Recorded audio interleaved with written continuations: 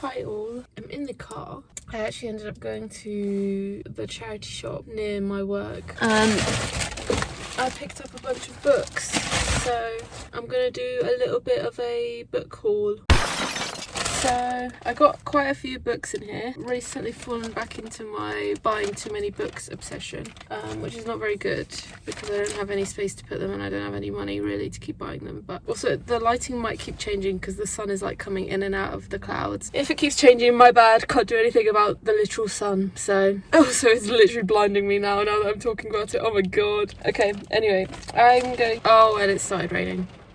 Maybe there'll be a rainbow. Hopefully the rain isn't too loud. Hold on, let me check. It is kind of a little bit loud at some points, so apologies. But I'm hoping that it kind of brings like an ambiance, a vibe, you know? Like when you look up those videos that are like rain sounds for studying, yeah? I'm hoping that it just gives that in the background. Anyway, picked up quite a few books today. So just going to talk through them. First thing that caught my eye was Lie. You can't actually see the E because it's covered by this annoying ass sticker. Richard and Judy, whoever the hell that is. Why is your book club sticker covering literally one of the whole letters? Anyway, Lie with me. Yeah, I don't know, it just caught my eye like this as it was on the shelf. It says, "A few little lies never hurt anyone, right?" Yeah, I actually didn't even like look at a blurb or anything because I swear these days books don't even put blurbs on them ever. Like I don't actually even know what this is about. But oh, "A few little lies never hurt anyone, right?" Wrong. Paul has a plan. Also, side note, I hate the name Paul.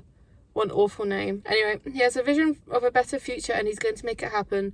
If it means hiding or exaggerating a few things here and there, no harm done. But when he charms his way onto a family holiday and finds himself trapped among tensions and emotions he doesn't understand, by the time he starts to realise that however painful the truth is, it's the lies that cause the real damage, well, by then, it might just be too late. And no, it caught my eye. I literally just judged a book by a cover, as I'd argue you're supposed to, because that's the whole point of the cover. So, that's the first one.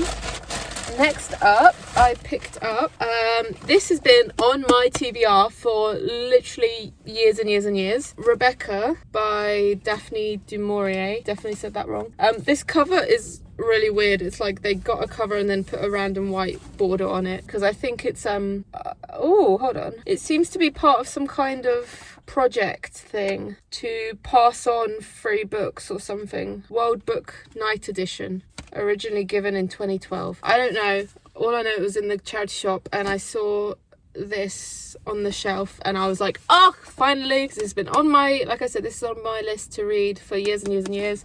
Just waiting to find it in a charity shop, because that's the other thing. I kind of basically refuse to buy books new ever. Like basically every book I buy is from a charity shop. So yeah, very excited to read this. Let me read, is this the blurb? I don't know if this is a blurb, but I'm gonna read it anyway.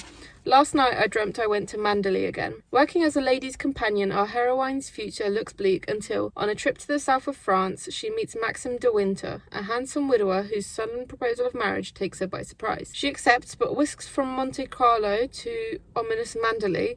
The new Mrs. de Winter finds Max a changed man, and the memory of his late wife Rebecca is forever kept alive by the forbidding housekeeper Mrs. Danvers. An international bestseller that has never gone out of print, Rebecca is the haunting story of a young woman consumed by love and the struggle to find her identity. I'm so excited to read this. This is probably going to go... Actually, I was going to say it's probably going to go high up on my read soon list, but it probably won't. I'm such a mood reader. It just depends how I'm feeling. But I'm very excited to finally own this. And oh, also, each of these books were £1, by the way. This one says £1.25 on it, but I think this might even be a sticker from a different charity shop, not the one that I just went to, because in the one I went to, all of the books are £1. So very exciting. What's next? Oh, got a hardback book. She's massive. This once again stuck out to me on the shelf. I heard about this. I feel like I've seen it somewhere, but I've not, like, I don't know anything about it. I've not, if it ever came across like a For You page or something, it was never like enough that I took in whatever the story was about or whatever. But while I was standing in the shop, I opened up my Goodreads. This is my little hack for charity book shopping, because you really find some like obscure, not seen before books and things around in charity shops. Yeah, you can find some, obviously this isn't obscure, I guess, I have heard of this, but you can find some fairly obscure books that just like catch my eye by their cover, same as this one. Like in order to just basically, if a book catches my eye in a charity shop but I've not like heard of it, I will like look it up on Goodreads and see what the general reviews are saying at the top. Also see if any of my friends on Goodreads have read it, and if so, what they've rated it. That sort of impacts whether or not I end up buying it. So anyway, I saw this and I have no clue what it's about, anything like that. I just knew I recognised the cover a little bit, so I decided to look on Goodreads to see if any of my friends had read it, like what the reviews are like, and oh my god, the reviews look literally 5 stars all around. Like the reviews look really good, so I'm hoping that I'll really enjoy this. Let me read you the blurb. A girl comes of age against the knife. So begins the story of Betty Carpenter. Born in a bathtub in 1954 to a Cherokee father and white mother, Betty is the 6th of 8 siblings, inhabiting a world of poverty and violence. When her family's darkest secrets are brought to light, Betty has no choice but to reckon with the brutal history hiding in the hills, as well as the heart-wrenching cruelties and incredible characters she encounters in her rural town of Breathed? It reads as Breathed, but that's a kind of crazy thing to call a town. Whatever. Ohio. But despite the hardships she faces, Betty is resilient. Her curiosity about the natural world, her fierce love for her sisters, and her father's brilliant stories are kindling for the fire of her own imagination. And in the face of all she bears witness to, Betty discovers an escape. She begins to write. A heartbreaking yet magical story, Betty is a punch in the gut of a novel, full of the crushing cruelty of human nature and the redemptive power of words. God, I can't speak. Sounds amazing. I should have just instantly read that before even bothering with the Goodreads, because I'm already sold. So yeah, very excited to read this. And it's a hardback. It was originally, what, £15, and I got it for £1. So I love when charity shops don't charge you more for hardbacks. Literally the best thing ever. Next up, I've got the Over story. Another thing that just like caught my eye on the shelf, and then the front cover caught my eye even more. It looks literally like gorgeous, and oh, it's such a floppy book. I love a floppy book. Yeah, this just caught my eye. I haven't heard of it before. Looked it up on Goodreads. Seems to be fairly good reviews as well. Sounds interesting. I actually did read the blurb for this one. So it says the best novel, well, this isn't the blurb, this is a quote first. The best novel ever written about trees, and really just one of the best novels, period. Apparently Anne Patchett, whoever that is, said that. And then the blurb is, an artist inherits 100 years of photographic portraits, all of the same doomed American chestnut tree. A hard-partying undergraduate in the late 1980s electrocutes herself, dies, and is sent back to life by creatures of air and light. A hearing and speech-impaired scientist discovers that trees are communicating with one another. An Air Force loadmaster in Vietnam War is shot out of the sky, then saved by falling into a banyan. I don't know how to say that. Banyan. This is the story of these and 5 other strangers,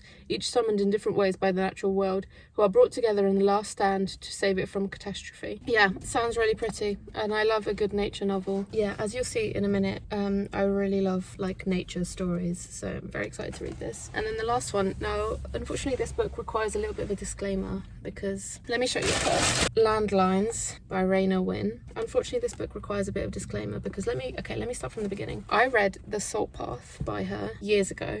And I loved that book. I thought it was beautiful, so well written, really inspiring, loved the story, and it instantly came up as like one of my favorite books of all time. Recently I keep seeing her other books, including this one, in charity shops, and I was like, oh my god, this is so lucky, because I've wanted to read all of her other books but just not found them yet. I was like, oh my god, this is so lucky.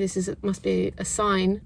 Foreshadowing. Very much not lucky at all. But I was like, oh my god, this is so lucky. All of her other books, I keep finding them in charity shops. So I picked up The Wild Silence fairly recently, and then also this one. And then since picking them up, I have discovered that she's actually a massive fraud. Allegedly she's a massive fraud. That it's not non-fiction at all, that she made up the majority of the story, or at least embellished it. She allegedly stole a bunch of money from her company, that she allegedly stole a bunch of money from her friends and family, and that all round she's generally not a very good person, allegedly. And now I'm a bit upset, because I really liked her story and I was really excited to read this one and the other one that I picked up, but now I feel a little bit icky about it, which sucks. Like, why would you be such a bad person allegedly when you're a really good writer? I don't know. Sorry if the framing has changed. My phone overheated, so I had to wait for it to not be overheated. But anyway, yeah, I just kind of wish she hadn't done that, so I could actually enjoy her books without feeling icky about it. So I'm a bit of a weird situation, I don't know. Like I said, as foreshadowing earlier, I now understand why I have been seeing so many of them in charity shops. Like, everyone's getting rid of them because she's a fraud, allegedly. Man, I don't know. Anyway, yeah, I need to go actually pick up my sister now, so See you later.